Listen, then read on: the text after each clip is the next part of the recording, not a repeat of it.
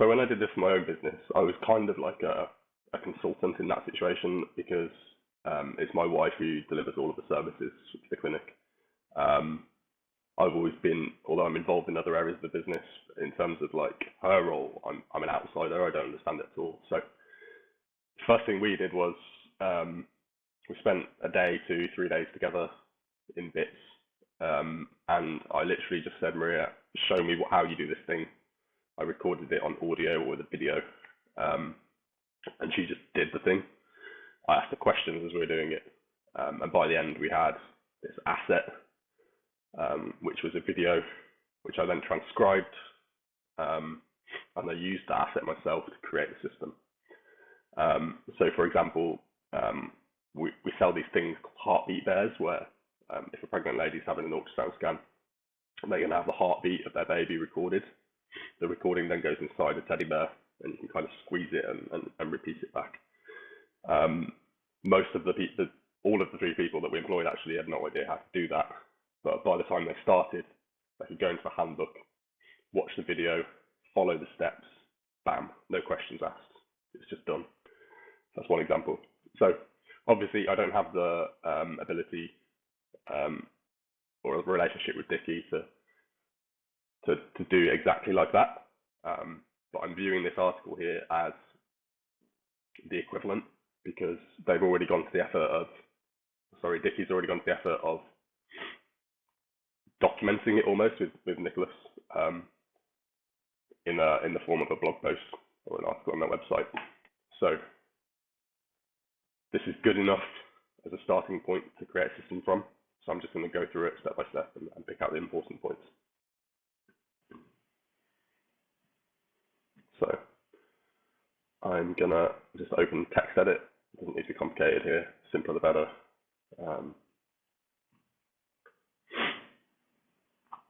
And side by side so you can see both at the same time. Okay. So all I'm doing here is just highlighting and copying and pasting the most important points. So this is the goal. Grow email list to 100K. I'm going to do it by posting 3 to 5 tweets and LinkedIn posts per day, Monday to Sunday. It's going to include these things as well.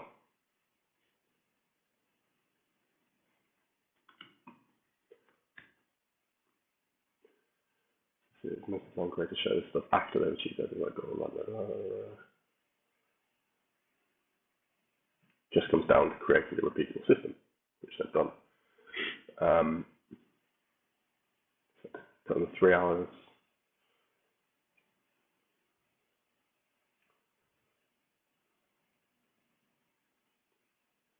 So this is a goal here. Drive attention to a digital writing compass newsletter.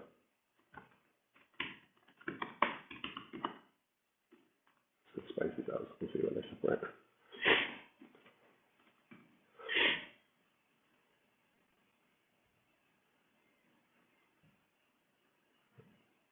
Okay. So step 1. Create a calendar view for the week in Notion.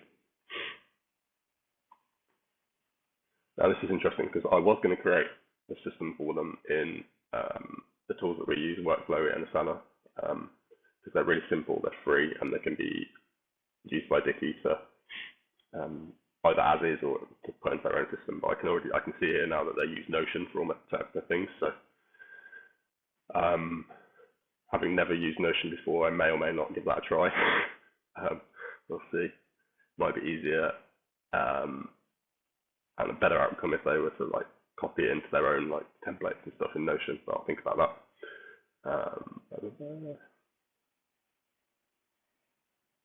Okay. Okay, so saying that the calendar for content cadence goes into.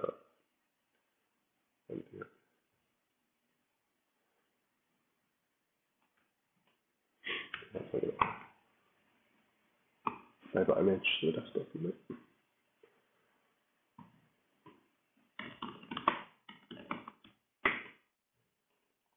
Okay, so step 2, Monday evening, short individual posts.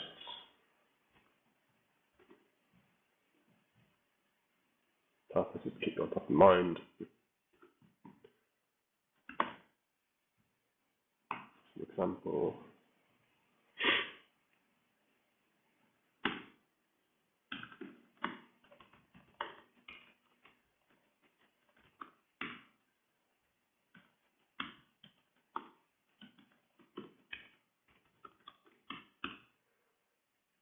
so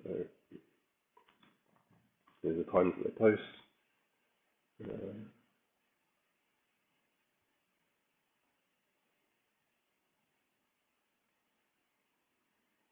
Step 3, make a list of assets you want to plug.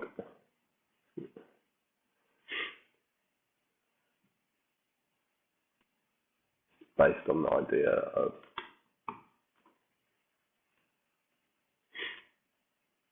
attracting people, retaining them, and monetizing.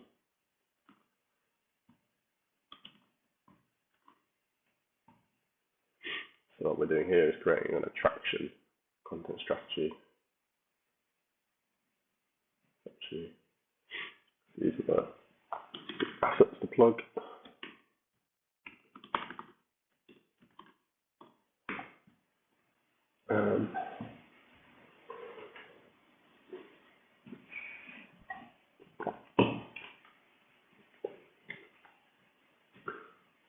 For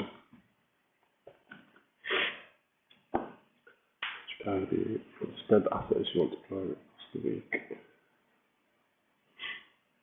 Right, so this is a rule, only plug one asset per day.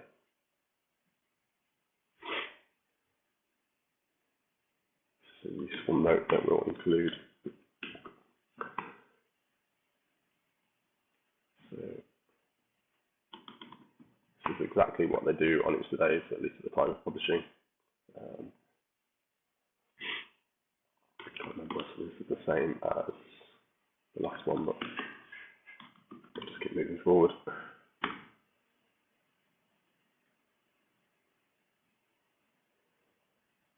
It's a really important point as well. So it might seem like a lot of posting, but as they point out, an hour on Twitter is like 24 hours in the real world. So if you post once every hour, you're actually only posting once a day based on the amount that people actually see.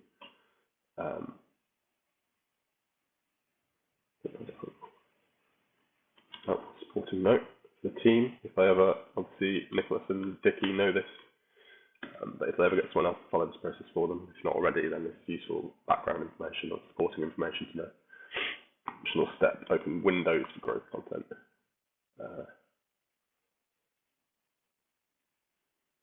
wanted to get a little more LinkedIn specific content in. It's got an open window about 3 p.m. every day. So this is an example of screenshotting a tweet and posting it to LinkedIn.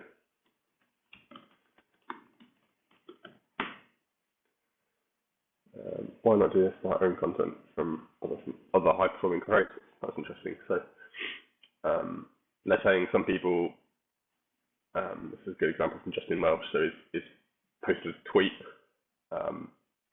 screenshotted it, and then shared it on LinkedIn as well with a comment, which is great.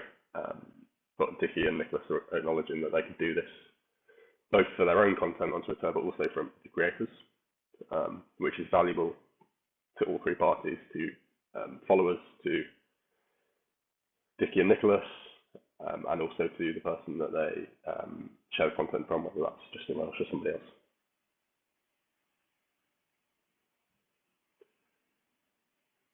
Yeah, based on the idea that if readers enjoy reading your content, they'll enjoy it from other creators at a few degrees of separation away from you. So this is kind of the process. You can do this using Twemex, so that's really useful information. We need to know that if we're going to keep repeating the system. And it also tells you how to do that with Twemex. So if anyone doesn't know, Twemex is a tool that it's a Chrome extension for Twitter, where you can see the top performing content either now or of all time, recently or over all periods of time, for everyone that you follow or for specific people, specific accounts. this is an example of Nicholas sharing one of Dickie's tweets on LinkedIn. Twitter to LinkedIn, for example. If you want to tag the creator, I recommend tagging them in the comments, not the main post, because LinkedIn's a bit weird about this. But you're already, in any case, you're already crediting them by doing it, and they'll probably notice in some shape or form. Right, step 5, 2 long-form thread LinkedIn posts per week. This is what we've got so far. 2 standalone pieces of content per day, plugging 1 asset per day, and an open window at 3 p.m. for LinkedIn content for the creators. So this is like they're saying this process so far is like a foundation for growing on social by posting constantly. So that's like the stakes to enter the game, if you like. But by putting the system in place, you ensure that it happens regularly. All right, so the purpose of these threads and long-form posts is to provide like deeper value, if you like, rather than just little nuggets.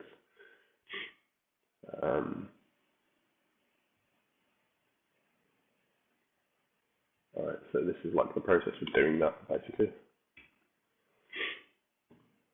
There's an example of a thread from Nicholas Cole.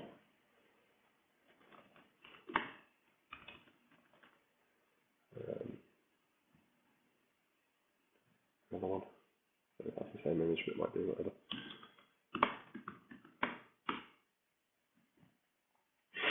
Create templates for repeated posts. So we've got some 6. Most of it can be templatized.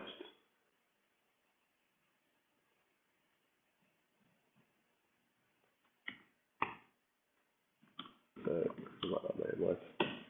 Templatized, the clocks. So we can just schedule. And then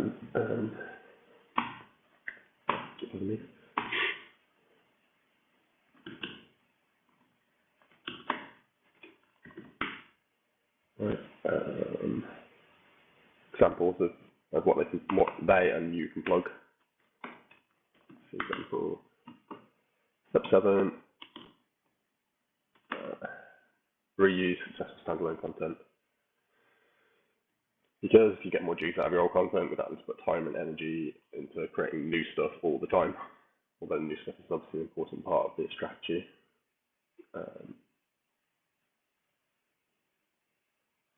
This is useful supporting information. And this is a good point. This is one of the value propositions of TypeShare, which is Dickie and Nicholas's template-ized social publishing tool. It also includes analytics, as you can see in this example. And so when you want to repurpose content from 6 months ago, you can go into TypeShare and look at the analytics and immediately determine what your highest performing content is, and that's what you want to reshare, because it's, by highest performance, I mean like the most comments, the most shares, the most whatever metric you want to use. That's your audience telling you that that's the most valuable piece of content, so that's the content you want to reshare again. Because A, they may not have seen it the first time around. B, even if they did, they've probably forgotten. C, even if they haven't forgotten, they probably didn't do anything about it, so repetition works. And you'll have new followers by then. Even if you're like me with a really small account, you only have 5 more followers. Still, you'll have some new people. And I'm getting distracted trying to do 2 things at once. So this is the TypeShare analytics.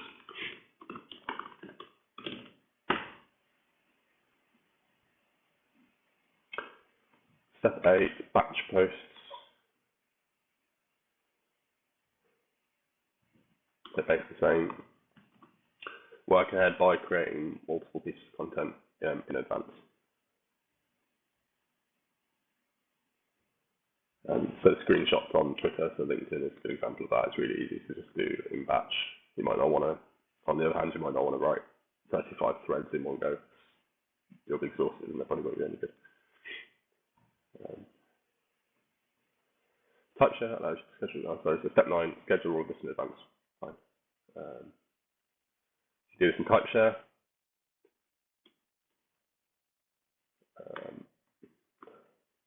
But you can do it in things like Type Fury and other similar things.